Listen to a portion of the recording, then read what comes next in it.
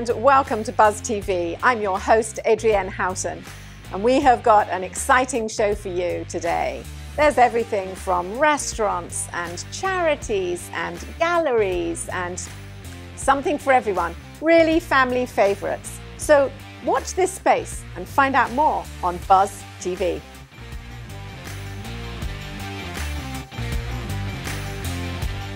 Hello, I'm John Rutherford from the United States House of Representatives, and I am a watchstander. Hi, I'm Michelle McManaman from Operation Uniform, and I am a watchstander, and so is everyone in my organization. I'm Damika Jackson. I'm the president of the Jacksonville Veterans Chamber of Commerce, and I am a watchstander. Hi, I'm Luke Lewis with Xera Realty. I am Ant Stroud with the Ant Stroud Group. I'm Bruce Thompson. I'm the Vice President of the Veterans Chamber of Commerce. And I am a watchstander. I am a watchstander. I'm a watchstander. Each year, over 6,000 U.S. military veterans take their own lives, including one per week in Northeast Florida. The Fire Watch is our community's fight to end veteran suicide. Join us. Become a watchstander today at thefirewatch.org. Together, we will end veteran suicide.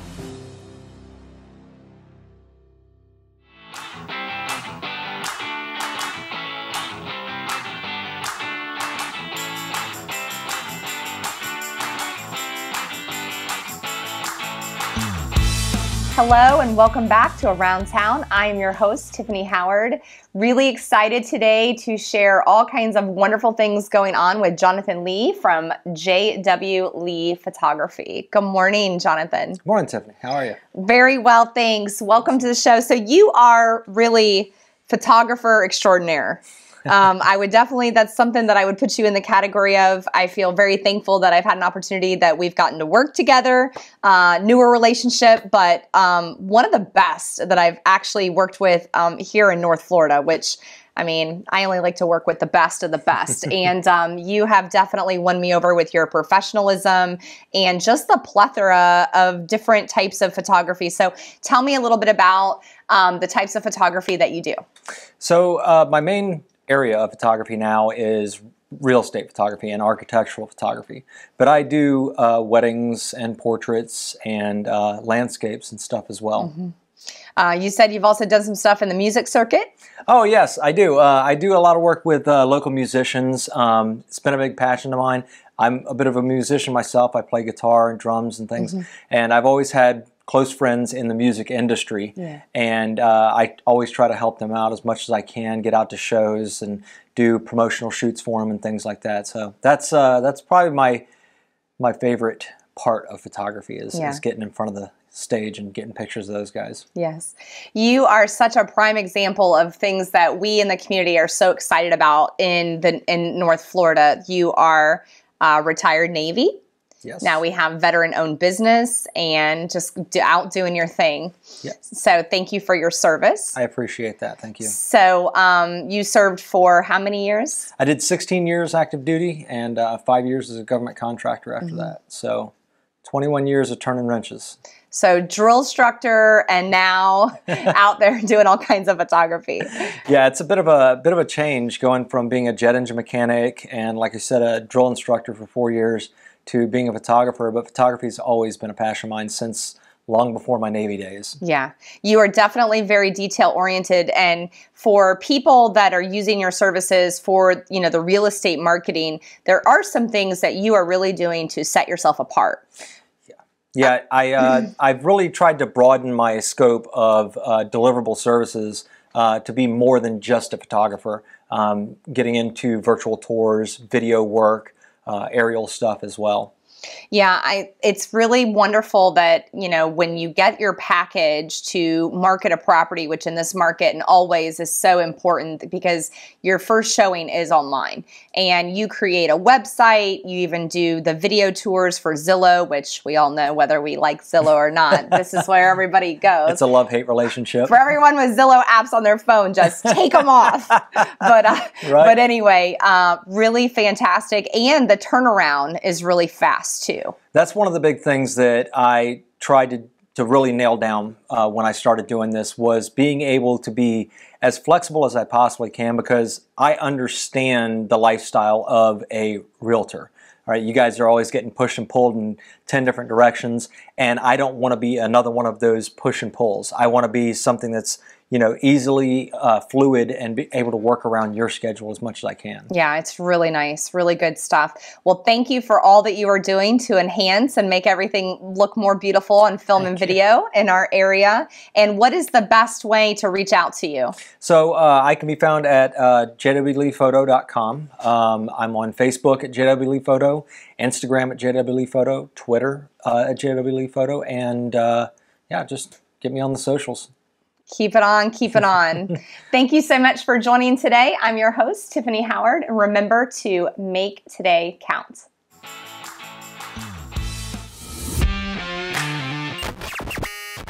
Sorry to interrupt your show. I'm Steve Strum from Buzz TV. Today we have Troy Farquhar from Integrity Law.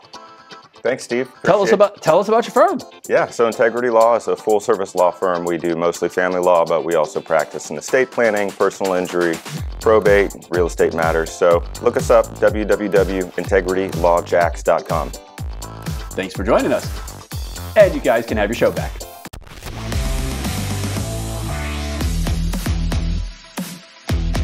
Greetings and welcome to the Jacksonville Buzz. I'm your host, Adrienne Houghton.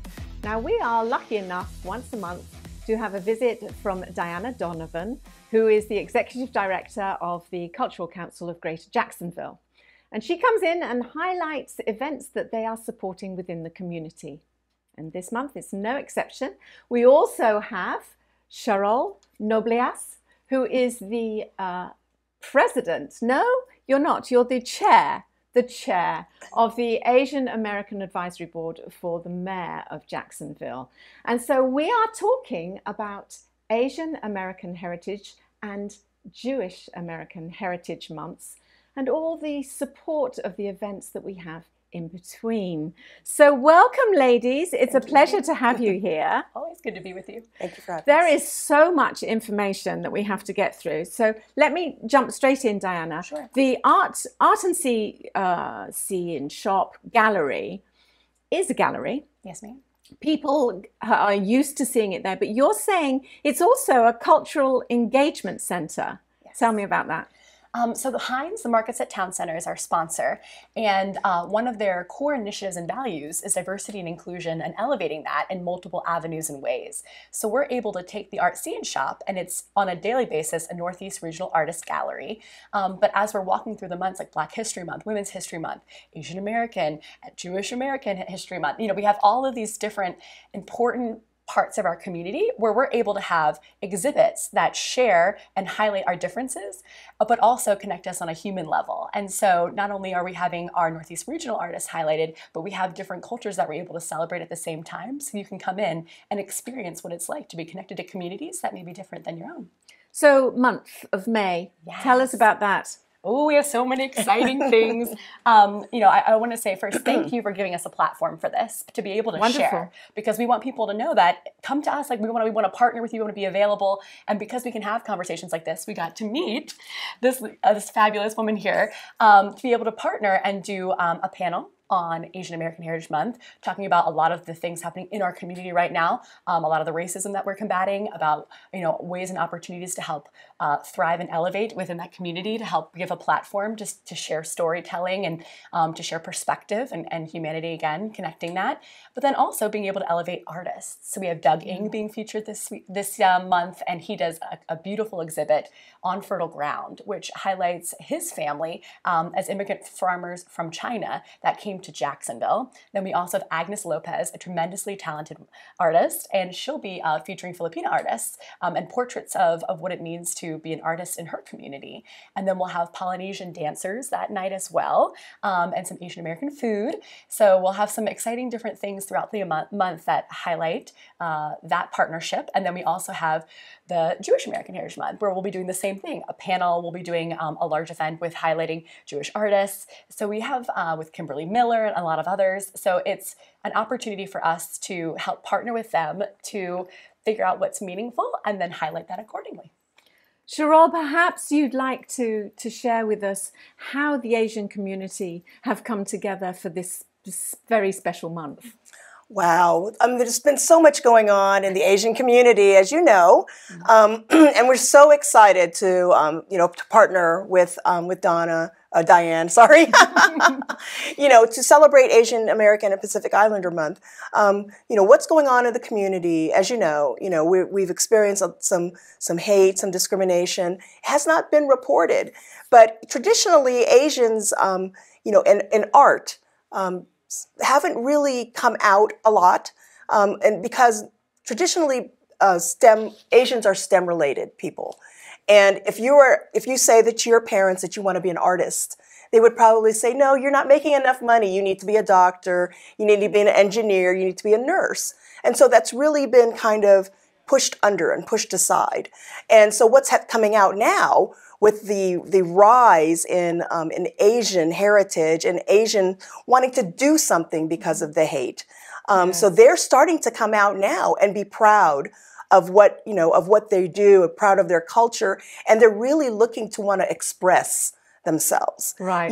And be proud of the fact that they're brown skin or that they're different, and express themselves in their art. And that is, art, music, culture. People that are even, biracial, combined with American and Asian, are bringing out their Asian side and say, I want to get involved, as a heritage to attribute to my parents, or just wanting my children to learn.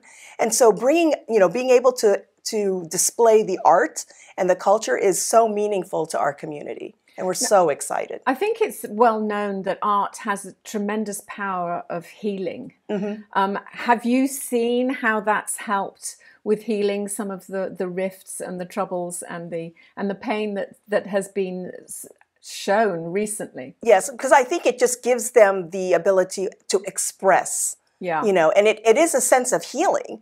In that people are now feeling like they're open to express themselves, and it's okay to say, I am an artist. It's okay for me to be able to paint and to draw and to video exactly what I'm feeling. What are some of the other activities for the Asian American and Pacific Islander communities that are taking place? Well, we perhaps don't know about. Right. Yes. So we did start, last weekend, we had an Asian car parade, where we had all of the, we invited all of the Asian community, and it stemmed from the Filipinos. They started that. I'm Filipino. And so it stemmed from that because the Filipinos felt like we needed to do something. Right. So they started a car parade, went all the way down, ended up in a Filipino restaurant. We had Indian representation and Japanese. There was a Chinese, American, as well as Filipinos. And so that was the start of it. Then, we have our, the work that we're doing jointly with the Cultural Council. Very exciting. There was a rally held in April that the Chinese Association started, and it was rained out. But we are, it's going to be held again at UNF at the Coxwell Amphitheater, mid-May. And I think that, the Asian Advisory Board has put together a virtual celebration where we brought back some of the videos that we've had from Night of Asia. So you see some dance videos in the city of Jacksonville, coj.net. Wonderful. And the mayor has also done a mayoral proclamation proclaiming Asian Heritage Month as well. And that's huge. Yes, actually. yes. It's really valuable. Thank you, ladies, for coming in. Thank you. How can people get hold of more information about the Cultural Council and the events that are taking place this month? Sure. Culturalcouncil.org is our website. That's always a great place to start. More Art Culture is our handle on Instagram and Twitter. And we have a lot of things going on, so you can always go there to begin the search for your Cultural Council. And then, Cheryl? Oh, yes. So, coj.net, we have some information out there as well. Fabulous. Perfect. Ladies, thank you so much for coming in. It's a pleasure to talk to you both. Thank you for having us. And also don't forget, if you need any more information on anything that you've seen in the segment today, you can always find it on iwannabuzz.com.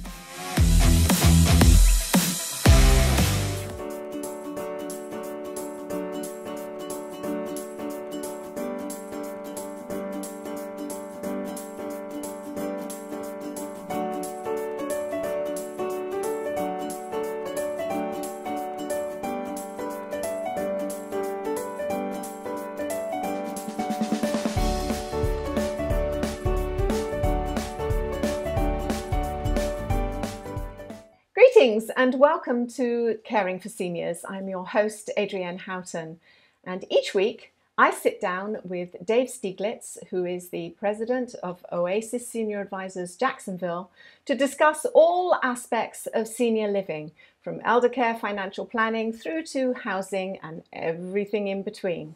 And today is no exception, and we're delighted to be able to talk about physical therapy. And joining us today is Sarah DeMars, who is the founder of NeuroPT. Welcome, Sarah.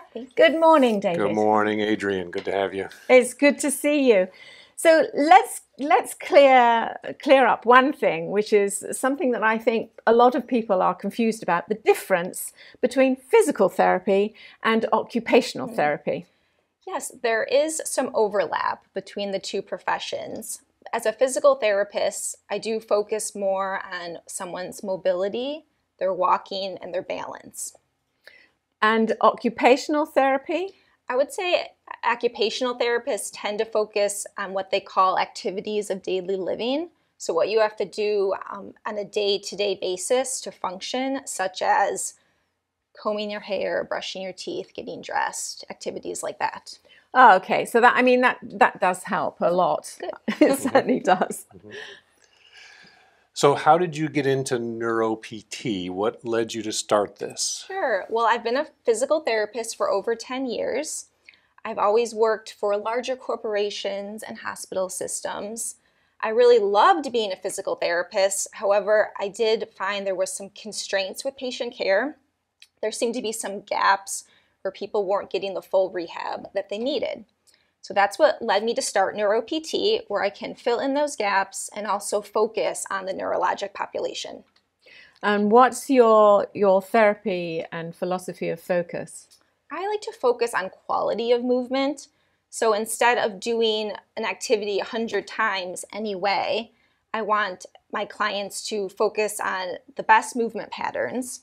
Then if they practice the movement patterns enough, eventually they become more habitual and can have long-term change at that point. Awesome. So people with debilitating diseases that seem to be on a pathward down, we talked about that a little bit. Tell us how you help them and maybe turn some things around for them. Sure. I see a variety of neurologic conditions such as Parkinson's disease, people who've had strokes. These people can get better. I think there may be a myth that if someone has a disease that's chronic, that they're not going to improve. However, with targeted balance training and targeted therapy, a lot of people do get better. And I mean, in general, how often do you see your clients? Well, it depends on the reason they're coming to me. I do see a factor of people with vertigo. So people with vertigo, I tend to see about 3 to 5 sessions. And then someone who's seen me for a mobility concern, it does take some time to have that consistency and long-term change that I talked about. So I would say on average of 12 sessions for a mobility concern. And is that once a week? Is it once a month? Is it twice a week? I mean, does it depend on the actual condition, or is it? There is some variance. I do generally recommend to start with 3 times a week to really hone in on what I'm teaching somebody. And then as they improve, I can back off at that point, drop down to 2 times a week, then to 1 time a week. And at that point, my goal is for someone to learn a home program so they can manage their care on their own.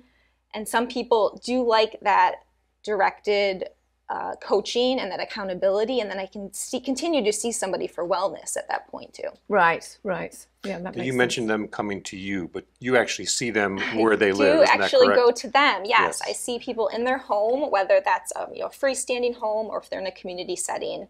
But I do see them in their home, which is of course convenient for my clients, but also helpful to me to be able to see exactly what they need to do in their own environment and what their challenges are in their home.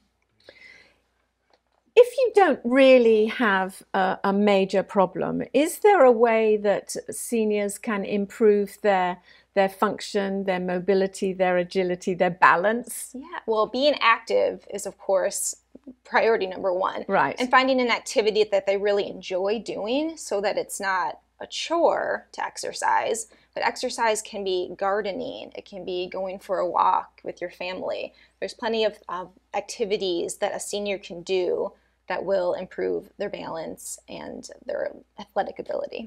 Yes. A lot of the seniors that you and I interact with suffer from neuropathy, and that can be very debilitating. Talk about what you can do, how you can help neuropathy people. Yeah, well, you've probably seen an older adult and they're walking and they're staring down at the floor. Maybe you're wondering, why are they looking down? I tell them to look up.